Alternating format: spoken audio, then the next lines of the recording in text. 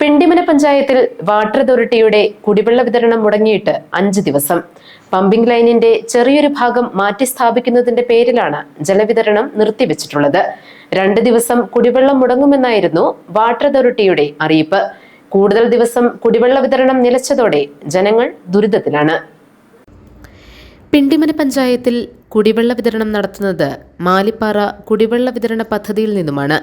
വേട്ടാമ്പാറയിലെ pump ഹൗസിൽ നിന്ന് treatment പ്ലാന്റിലേക്ക് വെള്ളം എത്തിക്കുന്ന പൈപ്പ് ലൈനിലെ 25 മീറ്ററോളം പൈപ്പ് മാറ്റിവെക്കുന്ന പ്രവൃത്തിയാണ് നടക്കുന്നത്. ഇതുമൂലം ചൊവ്വാഴ്ചയും ബുധനാഴ്ചയും ജലവിതരണം ഉണ്ടാകില്ലെന്നായിരുന്നു വാട്ടർ അതോറിറ്റിയുടെ അറിയിപ്പ്. തിങ്കളാഴ്ച പമ്പിംഗ് നിർത്തിവെക്കുകയും ചെയ്തു. എന്നാൽ പൈപ്പ് ലൈൻ മാറ്റി സ്ഥാപിക്കുന്ന ജോലി 4 ദിവസം കൊണ്ടും പൂർത്തിയാക്കാൻ വാട്ടർ അതോറിറ്റിക്ക് കഴിഞ്ഞിട്ടില്ല.